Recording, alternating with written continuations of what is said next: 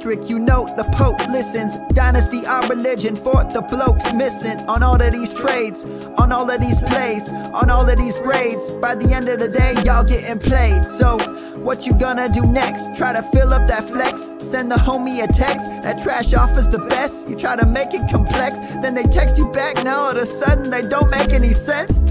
Broaden your horizons, boy. Dynasty's not for the Simons, boy. These trades not for consignment, boy. Respect your opponent, y'all some piranhas, boy. This my advice, from me to you. Open up your cute little podcast queue. Search up GOAT District, my dude. Pop it in your ear, man, y'all know what to do. It's the... And I always be trading. And I always be trading. And I always be trading. Y'all try to betray them, but first you gotta bait them. Fish.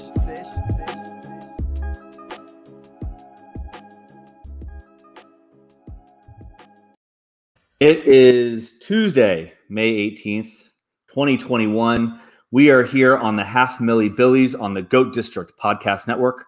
Host Andrew Schellenberg at AM Schellenberg on Twitter. The clutch-like teams on the FFPC. And we're here back again talking about how to take down a large tournament, or at least do our best to make our money back. We're going to be talking about today a draft board that occurred over the weekend on Saturday, May 15th. It should be a good one. Looking for all the tips, secrets, strategies to take me and maybe the listeners, if you guys just take a little bit less notes than I do, close enough to that, taking down that large tournament prize. It's the Football Guys on this episode. This year, $500,000 top prize, $100,000 second prize. So that's awesome. Let's get into it. Let's introduce our guest who's going to help do a draft board review with us. Our guest today, he's a writer for fantasydata.com, co-host of the Fantasy Football Fanalist podcast presented by Fantasy Data. He manages and runs the Fantasy Data YouTube page. Also works with Prize Picks, a monkey knife fight and FFPC affiliate. He's an FFPC fanatic, high stakes and fantasy football junkie. His name has me thinking about Phil Collins' Susu Studio all day today for whatever reason. They're not saying boo, they're saying moo. It's Billy Muzio. Billy, welcome to the show. What's going on? Thanks for having me on. I'm looking forward to this. I'm excited to talk about a draft that I overslept in the beginning and see how we piece it together. Yeah, no, this could be a good draft board review. I'm going to like this one. Let's kick it off there. Let's start. You were late to the draft. You overslept. Let's make like Blink-182, Billy. Let's commiserate for a second. Why did you oversleep on this draft? So here we go. Show 2 now of the week where we talk about my vasectomy. And had a vasectomy on Friday. My balls have been hurting, and I was on some pain medication. Overslept. Not like me to miss a draft at all, period, let alone get auto-drafted. And here I am, wake up in the morning. I'm about 15, 20 minutes late. I get 2 phone calls from FFPC and 3 text messages. And I look down, I'm like, oh, crap, I'm probably being auto-drafted. And I log in. In fact, you were. In fact, I was. Luckily, I caught it on the turn, so I was able to pick up in round 5. But you know what?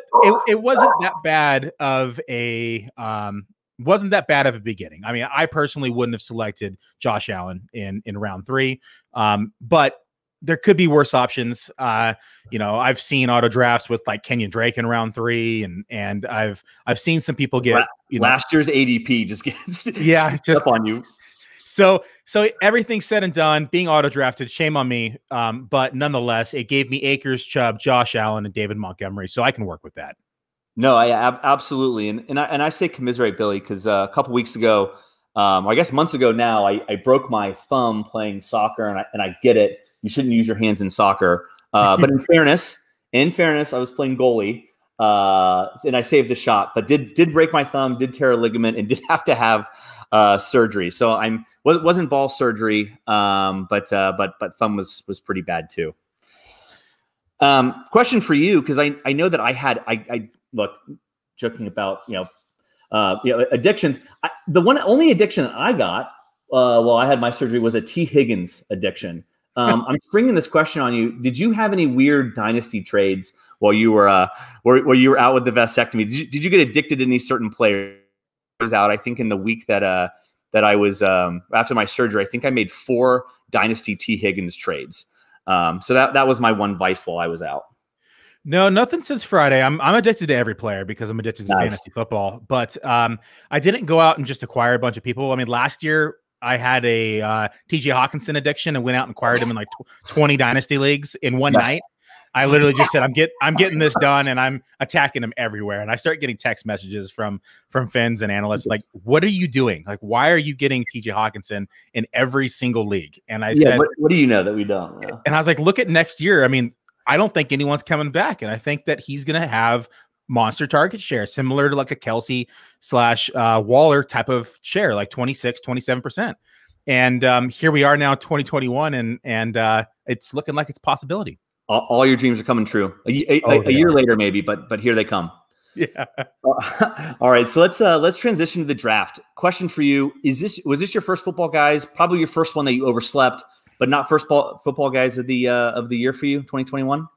No, it's my 3rd draft already for FBG. I usually do about 12 to 15 a year and 3 to 6 main events, just depending upon how I'm feeling about other drafts and if I have partners or don't have partners in some. And there's a lot of different variations there, but usually about 12 to 15 FBGs. Yeah, I like that. No, the partnerships are a lot of fun. And obviously helps with the perspective of the fab runs. So I don't know if that's the main driver of your cap is the fab runs, but I know when I have to look myself in the mirror, it's always a matter of, oh my gosh, am I going to drive myself crazy on those Wednesday nights? Yeah, fab's a big part of it, and the waivers and making sure that you're not missing anything. But the other reasons I really like having a partner is different exposures. I mean, everyone has their own players that they really like. Like for instance, I'm not really that high on Cam Akers, but lo and behold, I was auto drafted him, but now I have a Cam Akers share. But usually when I have partners, I have exposure to players that I'm not necessarily that high on. That gives you some diversity. It diversifies your I should say your teams a bit and gives you a better shot at something else. Yeah, I like that. All right, so you played last year. You've been playing for a while. Self-described, fantasy football and FFPC junkie. What's one lesson though from 2020 that you're pulling forward to 2021 as you're thinking about your 3rd Football Guys draft of the season already? I think doing your own projections is clutch. It helps you understand the big picture. I mean, for each team.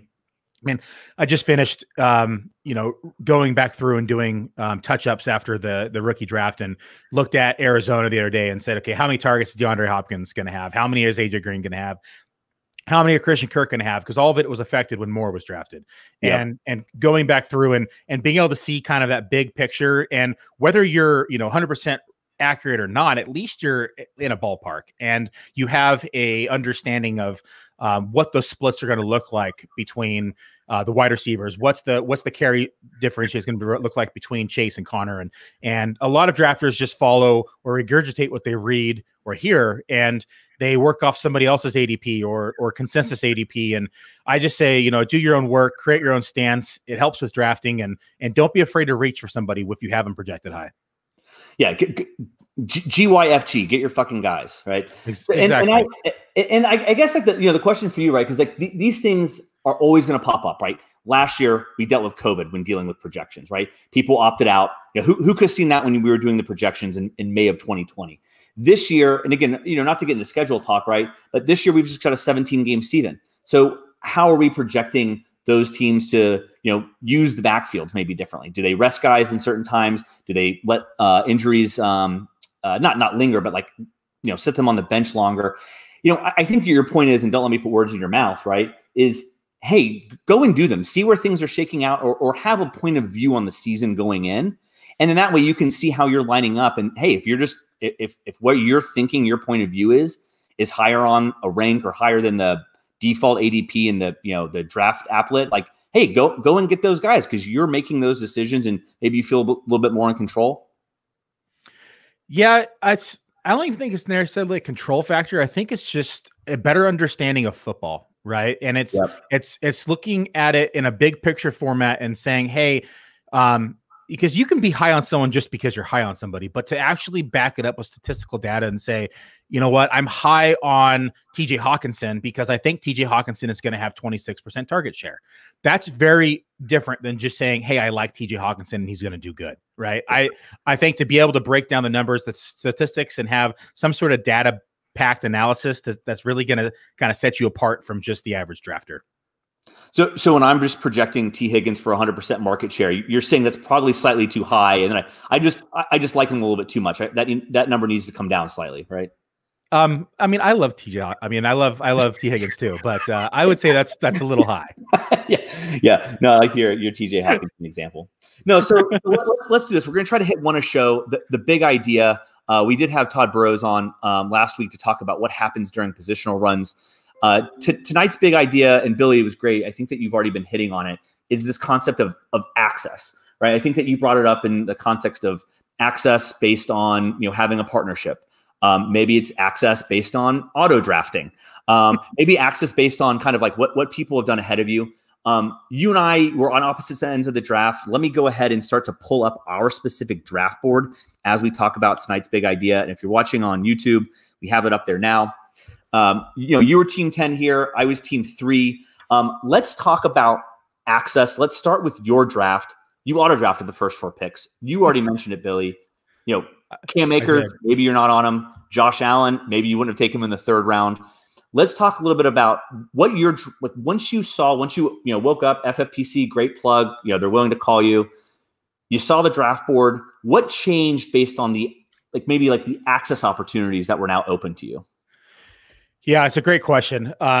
Because I think what makes the difference between good drafters and great drafters are being able to adjust on the fly. And when I pulled this up, I said, oh shit, I have a quarterback already and it's round 4. Because I'm a guy that's going to say, hey, I'm going to wait on quarterback. For instance, look at Baker Mayfield going in round 19. That's a steal. I think Baker has a great year. I would have taken Baker, happily in around 16, 15 and skipped the Josh Allen pick. But nonetheless, I have Josh Allen. I have Cam Akers. I took a look at it and said, you know what? I got auto drafted 3 fairly strong running backs for the first 4 rounds. I already have a solid quarterback. Let's really take some shots on some high upside wide receivers here. And let's go ahead and just commit to the Buffalo stack, because I'm probably not going to have exposure to this Buffalo stack in the future because I don't want to spend the capital on Josh Allen. But since, hey, I'm auto drafted, I might as well commit to it now. So I took, Zach Moss, and I even stacked the kicker, and I took, tight end late. And I took Gabe Davis because, I'm a firm believer in looking at a team and saying, hey, if this quarterback is projected to do, top 3, top 4, top 5 finish, then the supporting cast around him in the wide receiving core are probably going to have elevated results as well.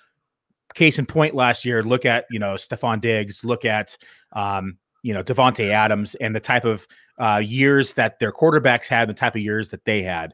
Also a reason why I'm not super high on Diggs this year, because I think it took 2 MVP caliber seasons for them to get there.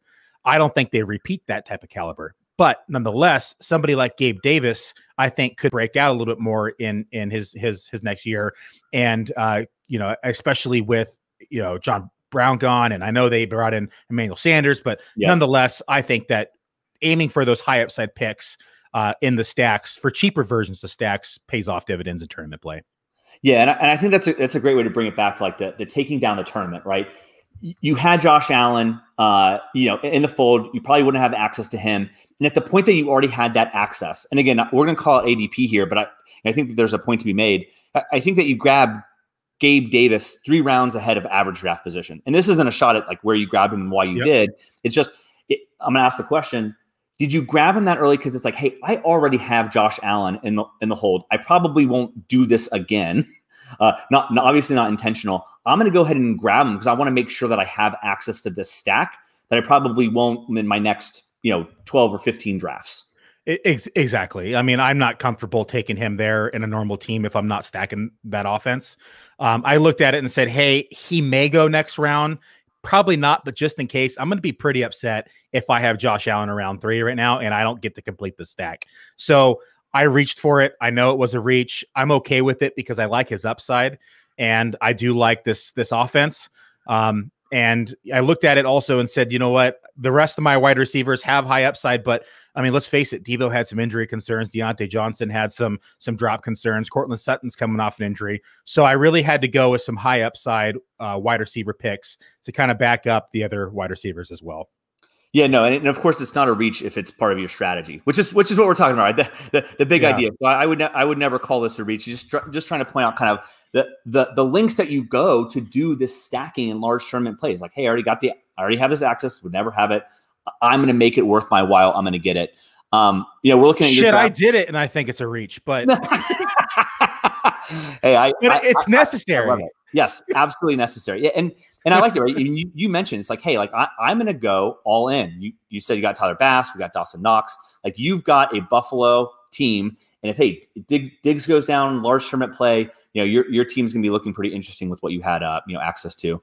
Sticking on your team 10 here, we've got it up on the draft board. You started Cam Akers, Nick Chubb. Your wide receivers, right, for the start that you had with three running backs, one quarterback. Your wide receivers are looking like a lot of players that I like to pick myself. I love Deontay Johnson. I love Cortland Sutton, and I love that Debo. And then I'll just say, like the Darnell Mooney in round 12 is one of my favorite in those kind of 10 through 14 rounds. So I absolutely love what you did with those high upside wide receivers in the draft. Yeah, I think Darnell Mooney's everything we thought. Everything that we thought that Anthony Miller. Thank you. Everybody we thought Anthony Miller was going to be. Darnell Mooney. Yeah. I mean, had they actually connected on all the times that he beat the defenders down the field, he would have had one hell of a year. Mr. Air Yards there. Yeah. Yeah, it was just they missed him left and right. And I mean, he's pretty electric, and I'm excited to see what happens with Justin Fields when he gets on the field and seeing him playing on the field early and often. Yeah, I like that. I like that a lot. All right, let's switch gears. Let's take a look at my team, right? Because it's all about it's my podcast, my team. Let's take a look at this. Drafting from the 3-hole. I think the first thing that I would say, right? I was drafting this team during bottomless margaritas in Denver, from Jacksonville, Florida. So I was just out partying on a Sunday or a Saturday. Drew the 3 pick. Had Christian McCaffrey sitting there because the first team took Travis Kelce. Team 2 went Dalvin Cook. Let's talk about access for a second. When I drew the 3rd, I was thinking in my mind, okay, I'm going to have my pick of Jonathan Taylor, Alvin Kamara, Saquon Barkley. That was what I was thinking in my head. The issue is, and of course, of course I could have played it and drafted one of those guys. The simple fact is the strategy here isn't much of a strategy. It's don't be an idiot. Don't overthink it. You take Christian McCaffrey. I think people all are overthinking it. Billy, let me pause here. Is schedule playing a role in Christian McCaffrey dropping? Or if he ever does drop to 103 or 104, is that schedule related with him drawing that week 13 bye? Yeah, that's what I'm starting to see now. And I think it's overreaction. It's a classic overreaction. I mean, to look at it, you get 12 healthy weeks now, hopefully, right? 12 healthy weeks of Christian McCaffrey to get to playoffs. That to me is a major advantage. Yes, he's down in week 1 of FFPC playoffs, but that's why you took Swift and Najee Harris to back it up, to make sure that you had that other stud running back there for that first bye. So I personally, I don't really care if he has a week 13 bye for playoffs, because you're going to use him all the way into playoffs. And it's a major advantage to be able to have the number 1 running back in football for 12 weeks leading into playoffs. Yep. No, and well, first of all, thank you, Billy. Totally agree. Looking forward to 12 healthy weeks of Christian McCaffrey. Knock on wood there. Yeah, and actually, this is a very atypical draft for me. Where I find myself is doing a lot of 1 or 2 running backs, and then just like slamming the wide receivers. And again, the big topic here today is access. I ended up going with you mentioned it, DeAndre Swift, Najee Harris. Took the 2 running backs there, an odd start. But I really want to focus in on rounds 4 and 5 and in having access to and being uncomfortable in the draft and maybe going slightly off script in a tournament play. Round 4 comes around. I still don't have any wide receivers, but Mark Andrews is still on the board. Our guy we talked about at the top, TJ Hawkinson, he just went 1 pick right before me. Went Mark Andrews there with a thought that I could maybe sneak Lamar Jackson back around, that he'd have a better chance of coming around than Mark Andrews. So I did in rounds 4 and 5 a Lamarck Andrews stack there. I think that what that did, right? If I'm if I'm taking a wide receiver, right, I'm going to have my pick of those, the Julio, Woods, Kupp, Chase, et cetera, Deontay Johnson, who you did end up picking. I think that I'm in a tournament much happier forcing myself to be creative and to just keep pounding wide receivers later, and maybe have access to this like upside that I wouldn't have been able to tap if I didn't go, or if I had gone wide receiver there, I probably wouldn't have gotten a quarterback or tight end or whatever else I would have done. And I think this team is much more explosive, if you will, or at least unique in this tournament setting by going in the quarterback tight end stack there. So let's talk a little bit about that Baltimore stack. How did you feel about that? What did you like, not like about doing that, and kind of how that forced my wide receiver hand? Well, so as I logged in at the end of round 4, I looked at every person's team and said, "Ah, shit, that guy has Christian McCaffrey, Swift, and Najee Harris. That's going to be tough to beat." And then as we saw it kind of play out, I saw you complete the stack, and I said, "Oh, I really like that build." And then I love the wide receiver picks because I'm a T. Higgins fan. I think Odell Beckham's a value this year if he's back healthy. I think Laviska Shenault could be really good with Trevor Lawrence there. And Brandon Cooks, let's face it, is the #1 receiver right now for Houston. So I really like the wide receiver picks that you did after you completed the heavy running back and Baltimore stack, and then you were able to finish it off with Bateman as well. So yeah. Continue to stack a little bit there. Yeah. So I like what you did. It is contrarian, and I do think it's unique. And I think you hit the hammer on the nail. That's what really separates a lot of teams in these large field tournaments is uniqueness and being able to differentiate yourself from the rest of the pack. Because if everyone's drafting ADP and everyone's doing what's comfortable, not really are you going to separate yourself from the rest of the group. And going out of the box here, like a lot of teams did in this draft, quite frankly, but going out of the box here and being able to complete your stack, I think is going to pay dividends. Yeah, and maybe I can thank the bottomless margaritas, because maybe I threw inhibition to the wind, and I was like, a sober Andrew maybe would have done a wide receiver there, but really had eyes for that stack. But you're exactly right. As that 6th round was progressing, though, again, we're staring at the draft board here live on YouTube, and we'll share the screenshot of the draft board and the tweet link for the podcast. As those wide receivers were going around 5 and 6, and of course you contributed this with your Deontay in Cortland, right? They were flying off the board. And I will tell you that as they were flying off the board, I was just kicking myself. I was like, I screwed up. This is $350 wasted. I'm out the door. It's over. But I got to tell you, I mean, that the what saved me was, look, T failed me. I already mentioned at the top that I love him. And then Odell Beckham in 7. I think that I really lucked out by getting those two, at least a headline. And of course, the rest from here are absolute shots in the dark, and hopefully a couple of them hit. But I as those were flying off in round 5 and 6, it was that uncomfortable. It was that like, oh boy, I messed up. I should have drafted by ADP. Like, what the hell am I doing? But obviously, maybe sometimes luck plays a role in some of these football guys. And I don't think that they're all shots in the dark. I mean, I think they're all talented wide receivers. I mean, look what Michael Gallup was on track to do when Dak was in. I mean, Dak was on track for an extrapolated 6,000 yard season, which is unheard of. And they were able to support 3 1,000 yard receivers on that team with the amount of volume they were throwing the ball and the amount of success they were having throwing the ball. So with Dak back healthy, looks like he's here in time for camp. I like the Michael Gallup pick in round 10. I think it's a good pick. And I think that it gives you a floor, but as well as gives you an upside with those late round picks. Absolutely. Yeah. Lamb or Cooper go down, and, we got a wide receiver 2 in Dallas sitting there. So, all right. Okay. So let's continue on draft board review here. We talked a little bit about your Bills stack. We talked about this idea of access. But let's move on. How did the rest of the draft lay out for you? Anything that you liked as the draft progresses? Were there any particular moments of panic while you were on the clock? Yeah, the first panic sank in when I logged in at the end of round 4, because, like you said, it's a $350 draft. I mean, what the hell? I just missed my first 3 picks. 4 picks. Sorry, and so I was like, crap. I need a wide receiver like fast, and I was looking back and kicking myself. I'm like, man, Allen Robinson would have been really nice there in round 3. Yeah. But and this team, I think I still would have liked the build with Allen Robinson in there. It would have came out different, but that was the first kind of panic. Being able to grab Deontay Johnson, I really like the target share that he had last year, and I think that continues here in 2021.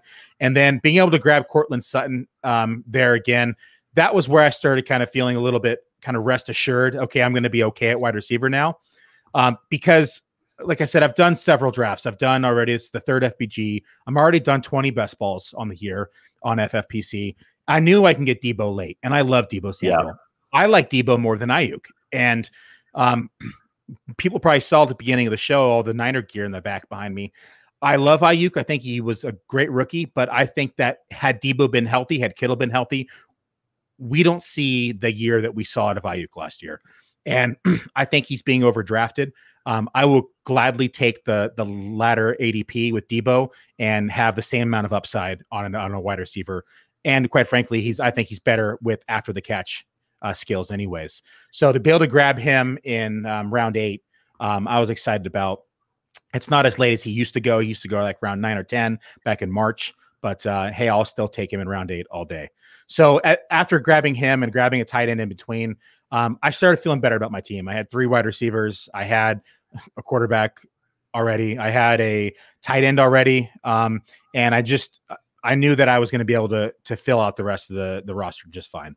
Yeah, it's almost like the board opened up for you. It's like, okay, well, now that I've got one tight end in the door, I got the quarterback in the door. It's like, okay, now I can just like hammer as the value falls to me across the draft. So I like. Yeah, there was only one at the time where I really got sniped, and it wasn't really a snipe. It was just he was taken earlier than I anticipated.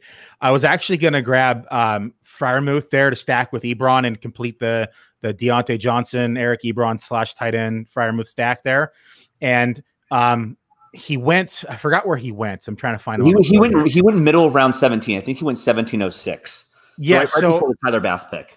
Yeah, so exactly. So I thought he usually goes a little bit later, not much later, but I thought I was gonna be able to get him on that next turn, and he went just a little earlier than I anticipated.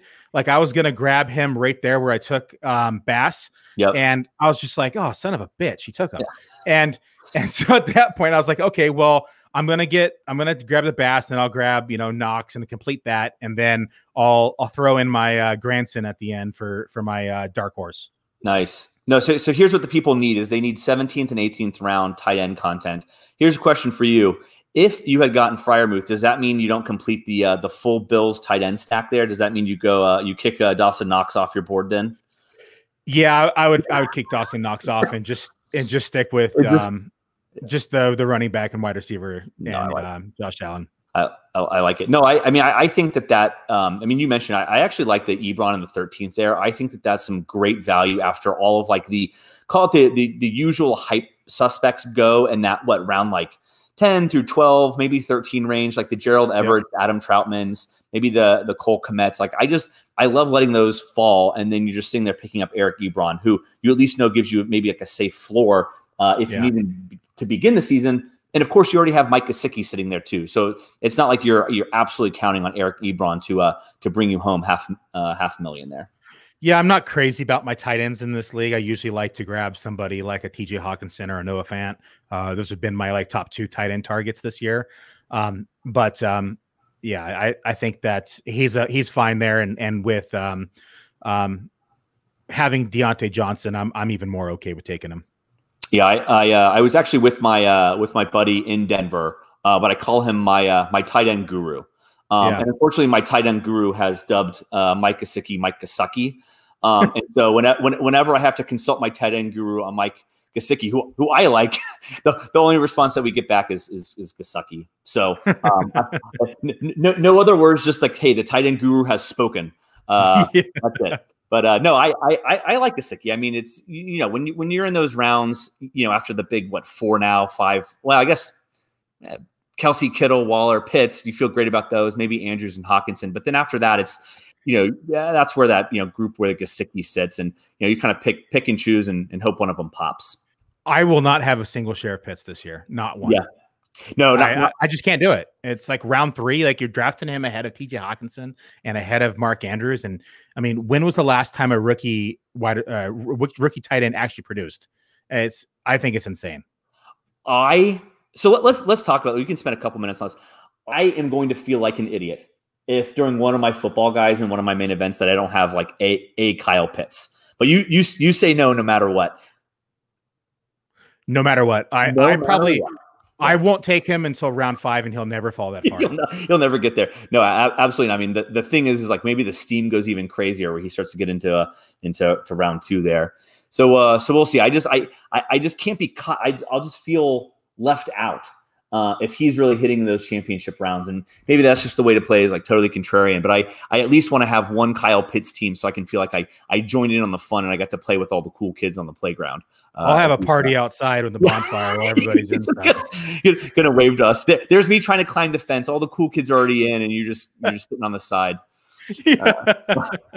I like it. All right, well, we'll continue on. So, any draft quirks that you liked as it went along? Like, this is like anything that as you saw the draft board unfolding, anything that you saw taking a look, at now that a couple days have passed, any like game theory that you like that happened that caught your eye? Yeah, I like what you did. I liked seeing Christian McCaffrey fall and then you being able to get 3 really solid running backs and then complete your stack. But I really also like what Team 11 did with the Green Bay stack here. He took the discount on Devontae Adams and he, got Aaron Jones as well. And then he was able to get Aaron Rodgers in round 10. And let's just play devil's advocate here and say that Aaron Rodgers does come back to Green Bay. It's a big if, but if he does, that is one hell of a stack for a discount. And I love a cheap discounted stack, and that type of caliber stack as well. I loved it. Also with the AJ Dillon pick. Yeah, Aaron Jones round 1, Devontae Adams round 2, AJ Dillon round 9, Rodgers round 10. I mean, I think that there was one tweet response to your tweet when you put out the draft board. I think somebody said they've never seen so many stacks in their life on a draft board. I mean, we really did do a great job as a draft room to really make these stacks look beautiful here. And like everybody was like, okay, it's like we all got together pre-draft. You're stacking Baltimore, you're stacking Green Bay. I'm gonna stack the Bills. Yeah, you can stack KC. Everyone's agreed we don't touch them. Okay, go. That's what it looks like. And it was good that you caught on too, even though you overslept. We're glad that you got the heads up that we had all decided. Got the memo. Yeah, I like that. No, and I think I do want to transition to the next segment here of the somebody knows something. But the one quirk that I see, especially in these beginning ones, is the defenses. And maybe some of the kickers start to go off the board a little bit early. Maybe people like planting their flag, knowing maybe they can get their favorite late round flyer still on the board. So I did take a look at this. I think that we had 11 defenses go before round 18. I think the typical ADP is 7. I don't know if this is anecdotal or not, but I did appreciate people flag planting on defenses before they were flag planting on their favorite late round flyers. And I don't know if this is a matter of, hey, I still think that my late round flyers is the guy that I'm going to sneak under the radar, so I know I'm still going to get him in the 17, 18, 19. But I did appreciate people kind of going after who they wanted on the onesie twosie positions instead of grabbing their favorite rookie or favorite sleeper. I did appreciate this early round draft quirk as I looked at the board. Yeah, and I'm okay with. I don't really like a defense in like round 12 and 13 like we've seen. I'll pass on that high, but I'll start looking in around 16 through 18. Usually is when I usually like to select one. I have no problem taking one in round 16 like I did in this draft, and somebody where I think is going to be a good defense. And then, like you said, throwing that dart at somebody I really like at the end, like I took, Kylan Granson, and I like Granson. And I think that it could really pan out, or I could drop him. You just never know. But I think that his measurables, and I like what he did in college, and I like his receiving skills, and he's utilized, more as a kind of a slot receiver / tight end. And I think that it could pay off dividends here, especially because let's face it, the Colts don't really have a lot of weapons right now. And the people they do have are either washed up or injured all the time. Yeah, call this the things that make me say, the somebody knows something. I love seeing these late round flyers. So you talked about Kylan Granson. I mean, I don't know if I'm sure you were doing these early ones last year. I mean, there were some really sharp players, and I have absolutely zero shame to my, my plagiarism game. If I see somebody sharp doing something sharp, or at least doing anything, right? And at least, I'm not just like, straight copying, but I'm going to do some research. Like I'm going to think, do they know something that I don't? Do I need to do a deeper dive? And I remember last year, like it was like the Eno Benjamins, the maybe even Lynn Bowding was grabbing some steam as like the favorite 19th and 20th round guys. And of course, those guys ended up getting pushed up into the 15th, 16th once people started having to snipe them earlier and earlier as the draft season progressed. But yeah, you grabbed Kylan Granson here, tight end from the Colts, rookie out of SMU. I like that pick. It's your fourth tight end. I think that you appropriately dubbed him.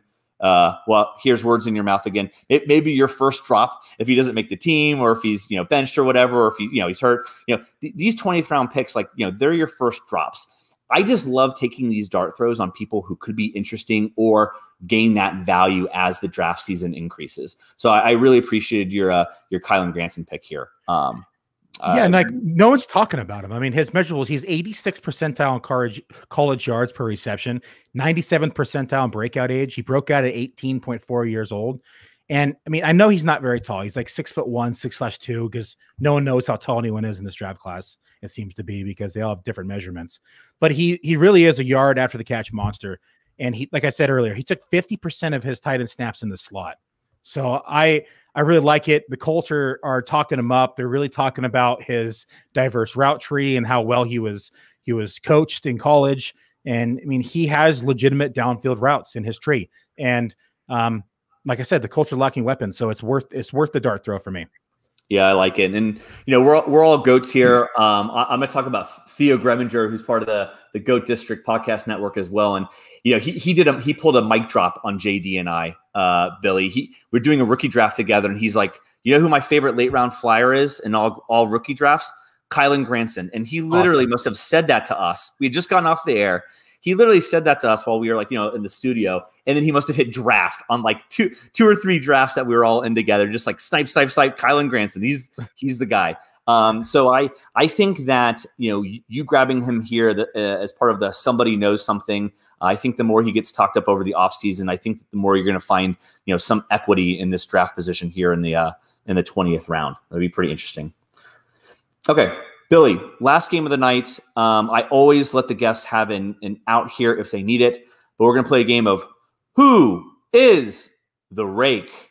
So a team that is, maybe they're not going to be the tournament winner. Maybe, they're not going to win, the self-contained league. Maybe it's somebody who got off to like a fire start and then absolutely fizzled out, maybe in round 6 through 7. Let's play the game. Let's decide which team on this draft board is the Rake for sure. They're not winning any money. I'm going to put you on the spot first, but like I said, you can have an out if you want it. You can always name my team. Billy, who is your Rake for this draft on May 15th? Team 12 all the way. Yeah, and agreed. And so he was on auto also. It's kind of funny. So he was on auto, and he didn't get off until like, was it round 7? Is that what it was? Yep. Yeah, round 8. Round 8. With Lenny, Uncle Lenny. And so he logged in, and I guarantee he's like, oh, crap, I don't have any running backs. And you can tell by his board he was uncomfortable with his running back selections, because literally after round 8, 1, 2, 3, 4, 5, 6 running backs, which I think put him even more in a jam, because then he missed he missed filling in, his wide receiver position. He had the 2 top tight ends, or 2 of the top tight ends in the league. But I mean, he doesn't have that strong of a wide receiver core outside Terry and CD. And then he has, a lackluster running back core. And I just think from top to bottom, I think it's just lacking. Yeah. And look, we're going to, you already said it, say something nice about the team, right? Like he went, auto drafted, but he did go Kittle and Waller. Great. He's got a Lamb, Dak Prescott stack. Great. But I think that you nailed it, right? Like, hey, if you're already in the uncomfortable position, right? Let's go back to the show's big idea of access. You already had access to this double tight end with the Dak and CD stack. Hey, just go all in. You're already uncomfortable at running backs.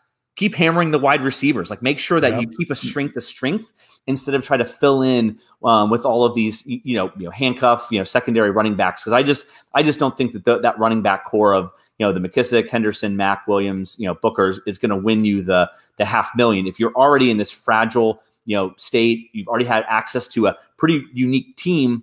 Go ahead and keep at it. Why why handcuff yourself or limit your upside? So I agree there, even though, of course, like on any given week, I'm sure now we're both going to get crushed by his Kittle Waller combo. So watch him win a tournament. Yeah, no, of course. But this is why we have to do the segment, so that way we at least have a take on the record.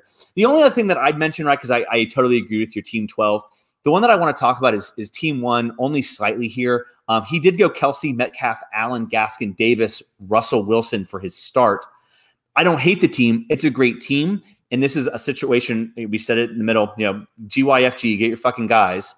But this is a team that you could have maybe drafted from the 4 hole, maybe that you could have drafted from the 5 hole. And again, it really depends on how many you're doing. If you're doing 1, great. If you're doing 1 million, I don't know, because maybe you get that access to these same players based on current ADP in the 4th or 5th. So anyways, I totally get it. I totally understand why you would build this team. I like the team. I'm just thinking about it from the angle of, if you're in a tournament, could you have some level of, are you already dominated by another team that has similar or same access to you? And that's just the question I have about the strategy that team 1 did. Even though I do like planting the stake in the ground, I do like getting that Travis Kelce and being bold at 101. I just asked the question, could you be dominated by a team that has different access from a tournament perspective? Yeah, and it's pretty ballsy going in with Myles Gaskin and Mike Davis as your 1-2, when both of them could easily have a veteran be signed during camp and could, really hurt their values. I do think they both lead both those backfields, but anything could happen to where, they lose at least 25% of the projections that we have for them currently, and that would be detrimental to the success of this team. Yeah, that's exactly right. All right, Billy, this was awesome. This is a great time with you. Anything to plug before we go here? Love reviewing the draft board with you tonight. Yeah, I just want to say first, thank you for having me on. I really appreciate it. I love talking football. I love talking drafts. You can find me on Twitter at FFMuzio. That's MUZIO, or on YouTube at Fantasy Data, alongside any of my articles at fantasydata.com, or you can just wait, and I'm sure you'll find me in an FFPC lobby. Awesome. All right, Billy, this was great. Had a lot of fun here tonight. We're going to sign off for here. Thank you, Fantasyland. Thank you for listening to another Half Milli Billies on the Goat District Podcast Network. Download, subscribe, review, and LFG. Thanks, everybody. Bye.